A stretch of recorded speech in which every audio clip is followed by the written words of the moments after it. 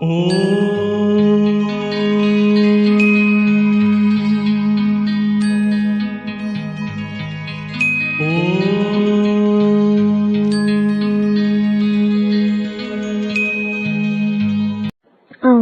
शांति। आज 17 मई 2024 बाबा के महावाक्य है। मीठे बच्चे, गृहस्थ व्यवहार में रहते हुए ऐसा दृष्टि बनो जो किसी भी चीज में आसक्ति न रहे। हमारा कुछ भी नहीं, ऐसा बैगर बन जाओ। प्रश्न है, तुम बच्चों के पुरुषार्थ की मंजिल कौन सी है? उत्तर है, आप मर गई दुनिया। यही है तुम्हारी मंजिल। शरीर से ममत्व टूट जाए, ऐसा बैगर बनो जो कुछ भी याद न आए। आत्मा और शरीरी बन जाए, बस हमको वापस जाना है। ऐसा पुरुषार्थ करने वाले बैगर टू प्रिंस बनते हैं। तुम बच्चे ही फकीर से अमीर, अमीर से फकीर बनते हो। जब तुम अमीर हो तो एक भी गरीब नहीं होता है। ओम शांति। बाप बच्चों से पूछते हैं कि आत्मा सुनती है या शरीर सुनता है? तो किसी ने बताया आत्मा सुनेगी जरूर शरीर द्वारा। बच्चे लिखते भी ऐसे हैं, फलाने की आत्मा बाप दादा को याद करती है। फलाने की आत्मा आज फलानी जगह जाती है। यह जैसे आदत पड़ जाती है। हम आत्मा है क्योंकि बच्चों को आत्म अभिमानी बनना है। जहाँ भी देखते हो जानते हो आत्मा और शरीर है, और इनमें है दो आत्माएं। एक को आत्मा और एक को परम आत्मा कहते हैं। परमात्मा खुद कहते हैं, मैं इस शरीर में जिसमें इनकी आत्मा भी प्रवेश रहती है, मैं प्रवेश करता हूँ। शरीर बगैर तो आत्मा रह नहीं सकती। अब बाप कहते हैं, अपने को आत्मा समझो। अपने को आत्मा समझेंगे तब बाप को याद करेंगे और पवित्र बन शांति धाम में जाएंगे। और फिर दैवी गुण भी जितना धारण कर और कराएंगे, स्वदर्शन चक्रधारी बनकर और बनाएंगे, उतना ऊंच पद पाएंगे। इसमें कोई मूंझते हो तो पूछ सकते हो, यह तो जरूर है मैं आत्मा हूँ। बाप बच्चों को ही कहते हैं, जो ब्राह्मण बने हैं दूसरों को नहीं कहेंगे। बच्चे ही प्रिय लगते हैं। हर एक बाप को बच्चे प्रिय लगते हैं। दूसरे को भल बाहर से प्यार करेंगे, परंतु बुद्धि में है यह हमारे बच्चे नहीं है। मैं बच्चों से ही बात करता हूँ क्योंकि बच्चों को ही पढ़ाना है। बाकी बाहर वालों को पढ़ाना तुम्हारा काम है। कोई तो झट समझ जाते हैं, कोई थोड़ा समझकर चले जाएंगे। फिर जब देखेंगे यहाँ तो बहुत वृद्धि हो रही है, तब आएंगे। देखे तो सही, तुम यही समझाएंगे कि बाप सभी आत्माओं व बच्चों को कहते हैं, मुझे याद करो। सभी आत्माओं को पावन बाप ही बनाते हैं। वह कहते हैं, मेरे सिवाय और कोई को याद ना करो। मेरी अव्यभिचारी याद रखो तो तुम्हारी आत्मा पावन बन जाएगी। पतित पावन मैं एक ही हूँ। मेरी याद से ही आत्मा पावन बनेगी। इसलिए कहते हैं बच्चों, माँ में कम याद करो। बाप ही पतित राज्य से पावन राज्य बनाते हैं, लिबरेट करते हैं, कहाँ ले जाते हैं? शांति धाम, फिर सुख धाम। मूल बात ही है पावन बनने की। 84 का चक्र समझाना भी सहज है। चित्र देखने से ही निश्चय बैठ जाता है। इसलिए बाबा हमेशा कहते रहते हैं, म्यूजियम खोलो भव के से, तो मनुष्यों को भव का खींचेगा। बहुत आएंगे, तुम यही सुनाएंगे कि हम बाप की श्रीमत पर यह बन रहे हैं। बाप कहते हैं माँ में कम याद करो और दैवी गुण धारण करो। बैच तो जरूर साथ होना चाहिए। तुम जानते हो हम बैगर तो प्रिंस बनेंगे। पहले तो श्री कृष्ण बनेंगे ना। जब तक श्री कृष्ण न बने तब तक श्री नारायण बन ना सके। बच्चे से बड़ा हो तब नारायण नाम मिले। तो इनमें दोनों चित्र है। तुम यह बनते हो, अभी तुम सब बैगर बने हुए हो। यह ब्रह्मा कुमार कुमारियां भी बैगर्स हैं। इनके पास कुछ भी नहीं है। बैगर अर्थात जिनके पास कुछ भी ना हो।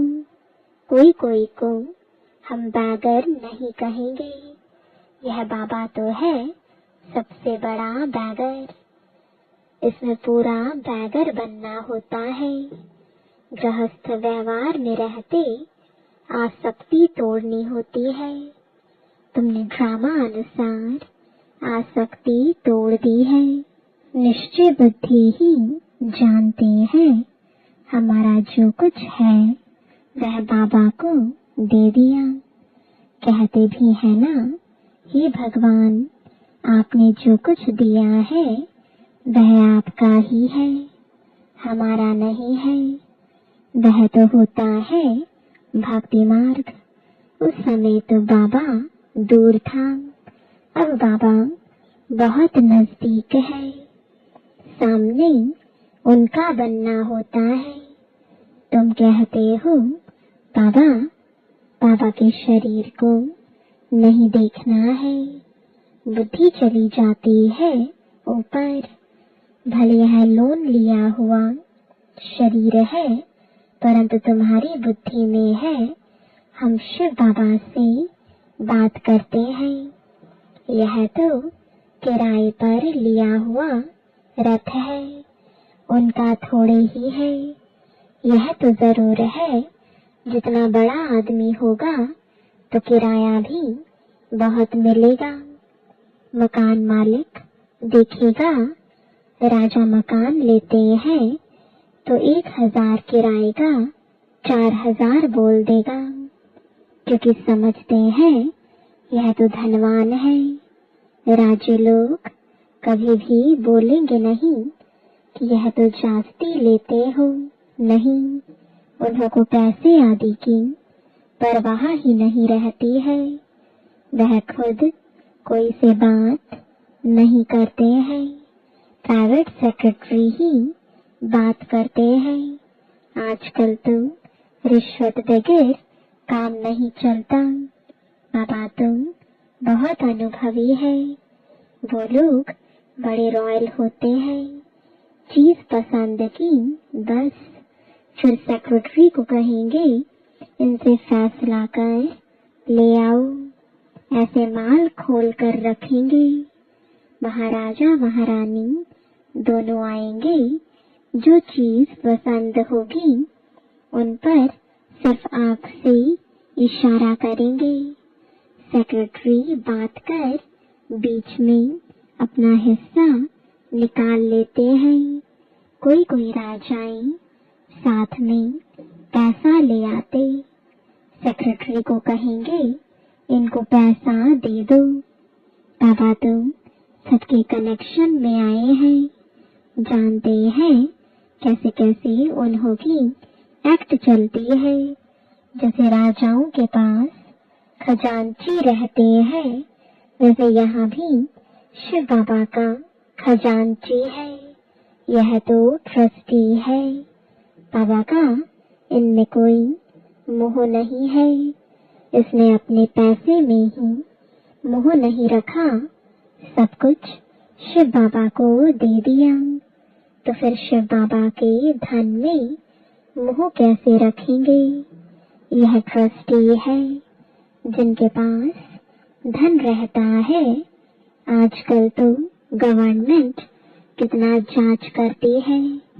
विलायत से आते हैं तो एकदम अच्छी रीति जांच करते हैं। अब तुम बच्चे जानते हो कैसे बैगर बनना है। कुछ भी याद न आए, आत्मा अशरीरी बन जाए, इस शरीर को भी अपना ना समझे, हमारा कुछ भी ना रहे। बाप समझाते हैं अपने को आत्मा समझो, अभी तुमको वापस जाना है। तुम जानते हो बैगर कैसे बनना होता है। शरीर से भी ममत्व टूट जाए, आप मुए मर गई दुनिया, यह मंजिल है। समझते हो बाबा ठीक कहते हैं। अब हमको वापस जाना है शिव बाबा को। तुम जो कुछ देते हो उसका फिर रिटर्न में दूसरे जन्म में मिल जाता है। इसलिए कहते हैं यह सब कुछ ईश्वर ने ही दिया है। आगे जन्म में ऐसा अच्छा कर्म किया है जिसका फल मिला है। शिव बाबा रखता किसका भी नहीं है। बड़े बड़े राजाएं जमींदार आदि होते हैं तो उनको नजराना भी देते हैं। फिर कोई नजराना लेते, कोई नहीं लेते। वहां तो तुम कुछ भी दान पुण्य नहीं करते हो, क्योंकि वहां तो सबके पास पैसे बहुत हैं। दान किसको करेंगे? गरीब तो वहां होते नहीं। तुम ही फकीर से अमीर और अमीर से फकीर बनते हो। कहते हैं ना, इनको तंदुरुस्ती बख्शो, कृपा करो, यह करो। आगे शुरू में भी शिव बाबा से ही मांगते थे, फिर व्यभिचारी बन गए हैं तो सबके आगे जाते रहते हैं। कहते हैं झोली भर दो, कितने पत्थर बुद्धि हैं। कहते भी हैं पत्थर बुद्धि से पारस बुद्धि बनाते हैं। तो तुम बच्चों को खुशी बहुत रहनी चाहिए। गायन भी है, अतीन्द्रिय सुख पूछना हो तो गोपी वल्लभ के गोप गोपियों से पूछो। किसको बहुत फायदा होता है तो बहुत खुशी होती है। तो तुम बच्चों को भी बहुत खुशी रहनी चाहिए। तुमको 100% खुशी थी, फिर घटती गई, अब तो कुछ भी नहीं है। पहले थी बेहद की बादशाही, फिर होती है हद की राजाई अल्पकाल के लिए। अब बिरला के पास कितनी ढेर मिल्कियत है, मंदिर बनाते हैं, उससे कुछ भी नहीं मिलता। गरीबों को थोड़े ही कुछ देते हैं। मंदिर बनाया जहाँ मनुष्य आकर माथा टेकेंगे। हाँ, गरीब को दान में देते हैं तो उसका रिटर्न में मिल सकता है।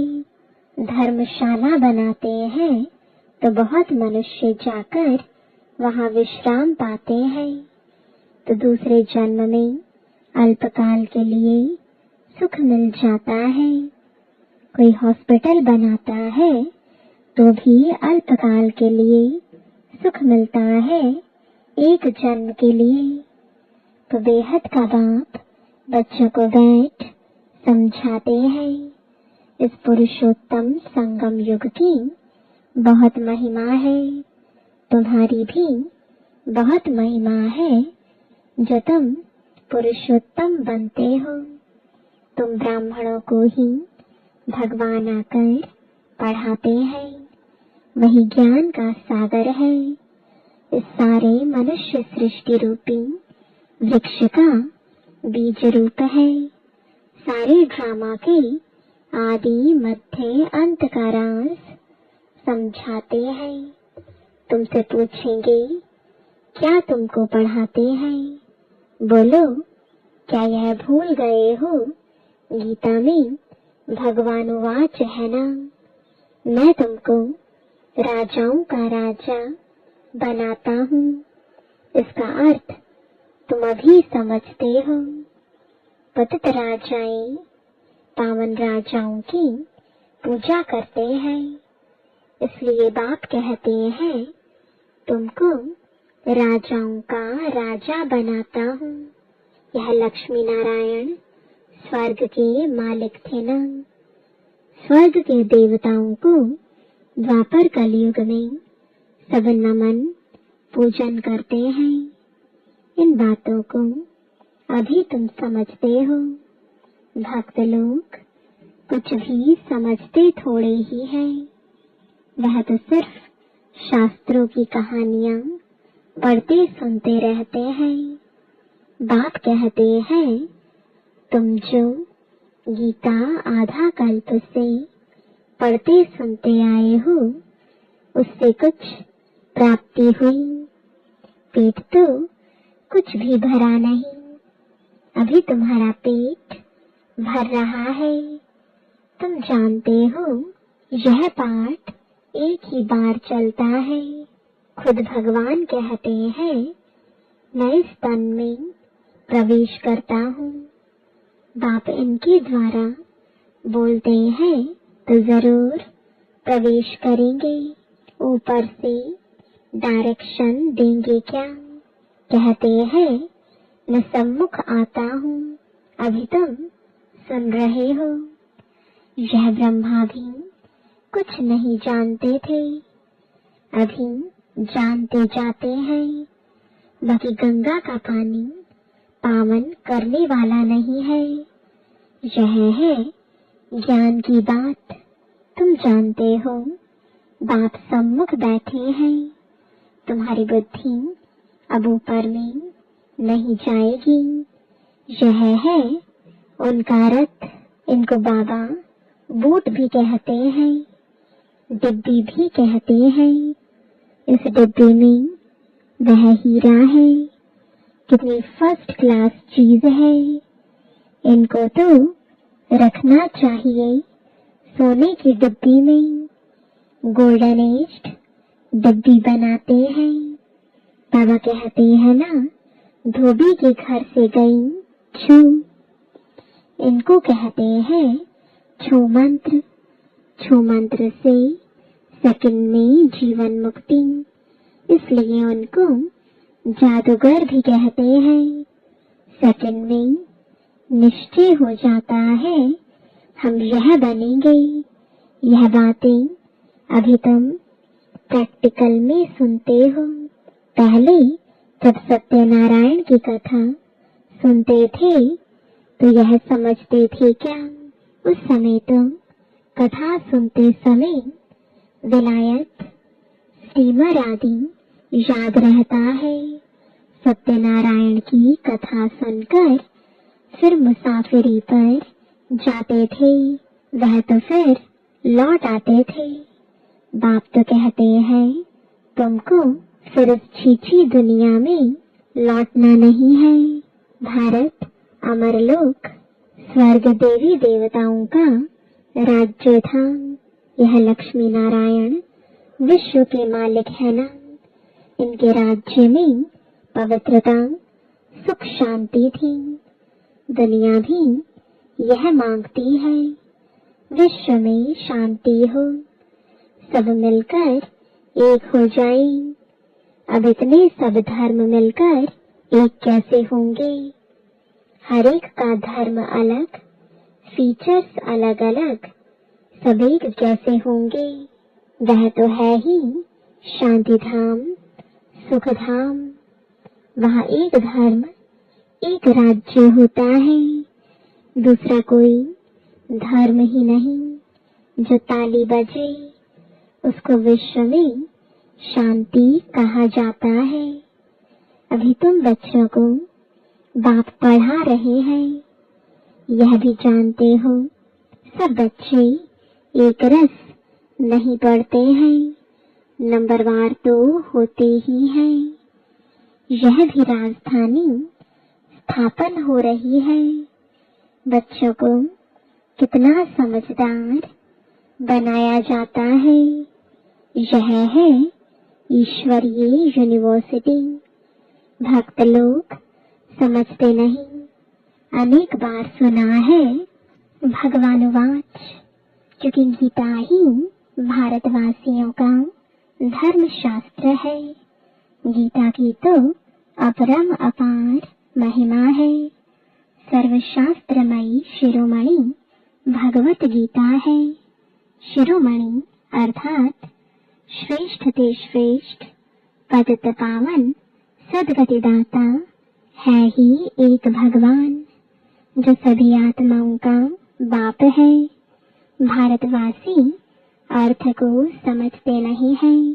बेसमझी से सिर्फ कह देते हैं सब भाई भाई हैं। अभी तुमको बाप ने समझाया है हम भाई भाई हैं, हम शांति धाम के रहने वाले हैं। यहाँ पाठ बजाते बजाते हम बाप को भी भूल जाते हैं, तो घर को भी भूल जाते हैं। जो बाप भारत को सारे विश्व का राज्य देते हैं, उनको सब भूल जाते हैं। यह सब राज बाप ही समझाते हैं। अच्छा, मीठे मीठे सिकिलदे बच्चों प्रति माता पिता बाप दादा का याद प्यार और गुड मॉर्निंग। रूहानी बाप की रूहानी बच्चों को नमस्ते। रूहानी बच्चों की रूहानी बाप दादा को गुड मॉर्निंग और नमस्ते।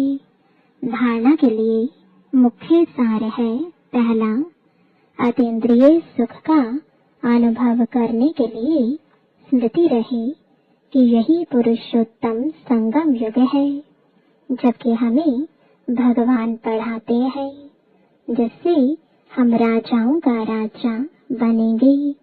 अभी ही हमें ड्रामा के आदि मध्य अंत का ज्ञान है।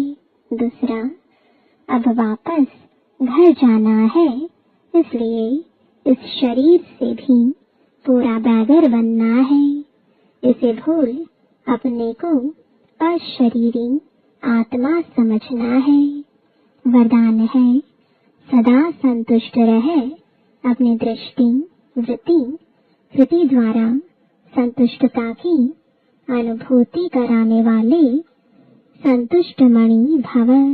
ब्राह्मण कुल में विशेष आत्माएं वो हैं जो सदा संतुष्टता की विशेषता द्वारा स्वयं भी संतुष्ट रहती हैं और अपनी दृष्टि, वृत्ति और कृति द्वारा औरों को भी संतुष्टता की अनुभूति कराती हैं। वही संतुष्ट मणियां हैं जो सदा संकल्प, बोल, संगठन के संबंध, संपर्क व कर्म में बाप दादा द्वारा अपने ऊपर संतुष्टता के गोल्डन पुष्पों की वर्षा अनुभव करते हैं।